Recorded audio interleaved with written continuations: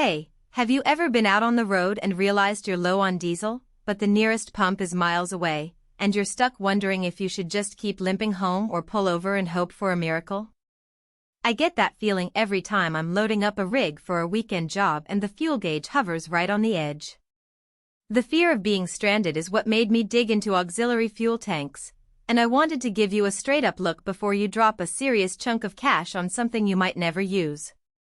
Link is in the description if you want to check the product details on Amazon.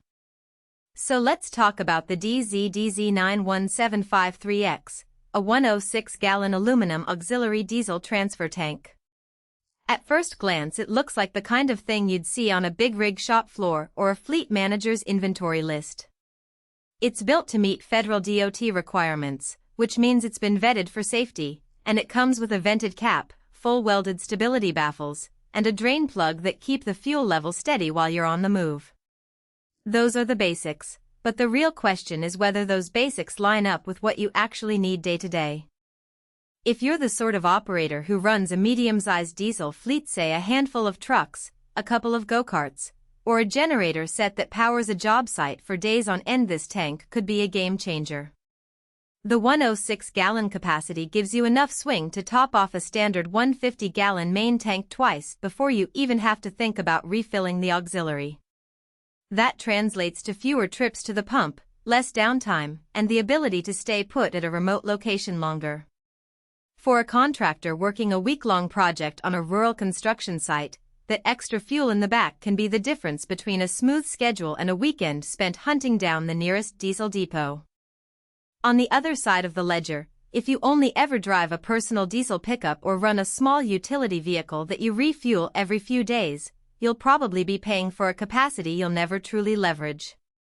The tank itself isn't cheap, and the extra weight of a full auxiliary can affect fuel economy slightly, especially if you're frequently moving the vehicle without the auxiliary filled.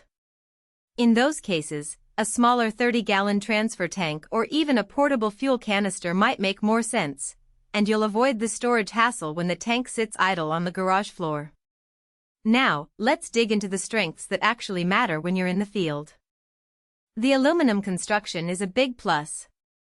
It's a non-rusting 0.125-inch bright tread alloy, so you won't be dealing with the usual corrosion nightmares that plague steel tanks after a few seasons of exposure to salty air or muddy roads.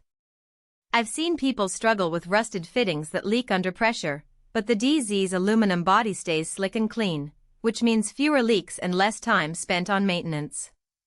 The hydrostatic pressure test at 29 psi is another practical benefit. It shows the tank can handle the pressure spikes you get when you're pumping fuel into a higher pressure system, so you're less likely to see a burst or a sudden loss of fuel when the pressure climbs during a rapid transfer. The full welded baffles are also worth a mention because they keep the fuel from sloshing too much as you take sharp turns. I was on a test drive where the rig was navigating a tight construction site, and the fuel level stayed remarkably consistent, no sudden drops that would cause the gauge to jump and make you think you were running dry. That steadiness is helpful if you're using an electronic fuel level monitor that can be thrown off by turbulent fuel movement. Where the tank shows its limits is in the installation complexity.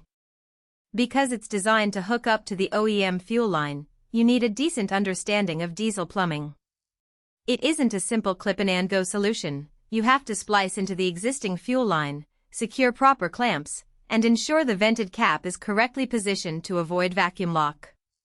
For a DIY-savvy owner, that's a manageable project, but if you're not comfortable working with fuel lines, you'll likely need a professional mechanic, which adds to the overall cost and time to get the system operational.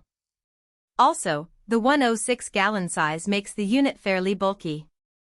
Storing it in a standard residential garage takes up a good chunk of floor space, and moving it around requires a dolly or a lift if you plan to take it off the vehicle for cleaning or repairs. Another practical point is the drain plug. It's a useful feature for emptying the tank after a job to prevent fuel from sitting for weeks, which can degrade over time. However, you have to remember to engage the plug regularly. I've seen a handful of owners forget, and they end up with a partially empty tank that starts to develop a sour smell, something you want to avoid, especially if you're